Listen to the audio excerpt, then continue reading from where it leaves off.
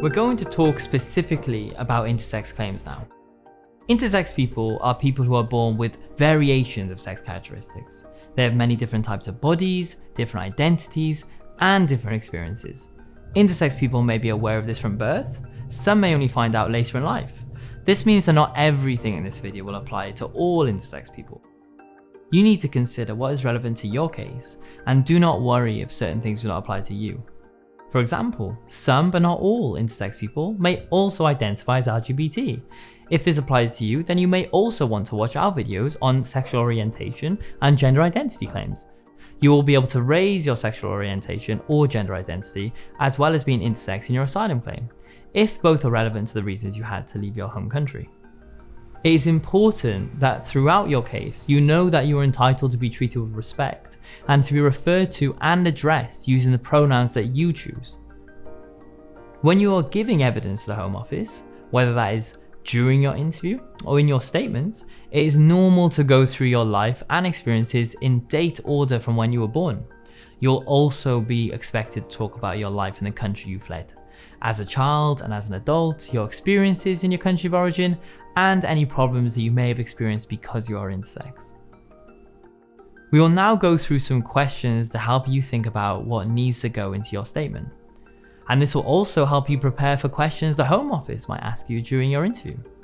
So perhaps a starting place might be, when did you first become aware that you were intersex, born with the variations of sex characteristics, or that there was something different about you?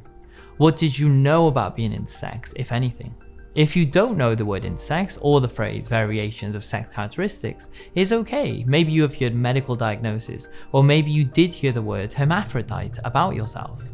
It is also okay to let the Home Office know that the word intersex or variations of sex characteristics are not words that you grew up with.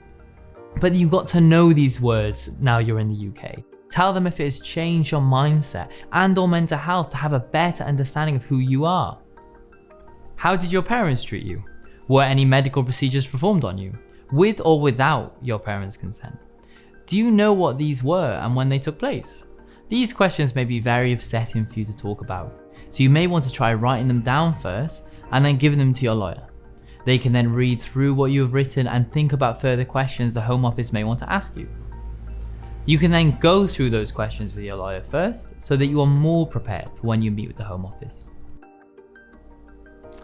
Put dates of events wherever you can, but do not guess if you can't remember exactly. Just give an approximate date and explain that you cannot remember the exact date. Did you have any problems in your country of origin because you're intersex, born with variations of sex characteristics? For example, if anyone was violent towards you, or if you have any other experiences of mistreatment, you will need to describe this in as much detail as you can.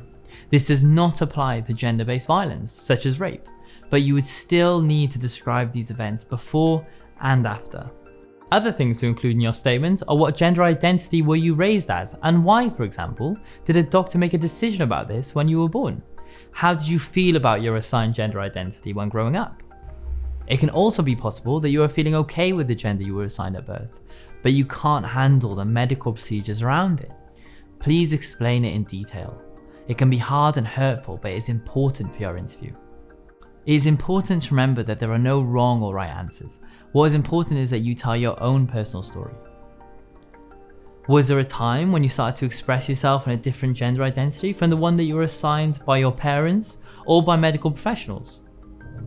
Remember, that may not have happened to you, but there are no right or wrong answers. This is just you explaining what has happened to you in your life. When you're thinking about submitting evidence to back up your case, that can come from a variety of different sources.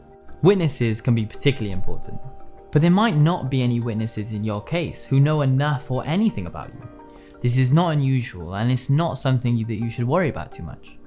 If there are people in your life who you think may be willing and able to provide useful evidence, then you should ask them to support your case by writing letters or statements themselves.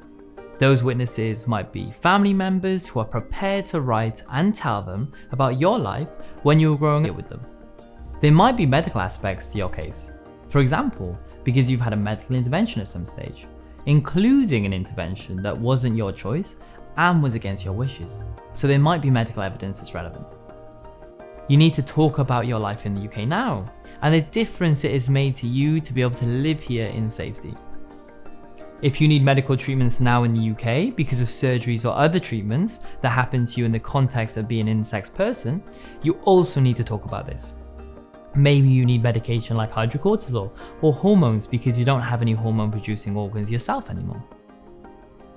You need to talk in your statement and in your interview about what would happen if you went back to your country of origin. This is really important because being a refugee and claiming asylum is about what will happen to you if you go back to your country of origin in the future. If you will not be at risk again in the future, then you will not succeed in your case. You need to explain what you think will happen when you go back and who you fear. Your fear may be of the government or the police in your own country, but it might be more specific. It might be that you have a problem with your family and that your family are not accepting because you're intersex. If the danger is from your family or from a smaller group like your village or community, then you will need to explain why you can't get help from the police. This may seem obvious to you because you may know that the police won't help you, but you will need to explain that to the Home Office so that they fully understand the reasons you cannot get help in your country of origin. You only get asylum in a country like the United Kingdom if you can't be safe anywhere in your own country. So if the problem is from your government, that might extend across the whole of your country. But if it's just from your family or in your village, then you need to explain why you couldn't be safe by moving away from them to another part of the country. These are the main issues that you will need to explain in your statement.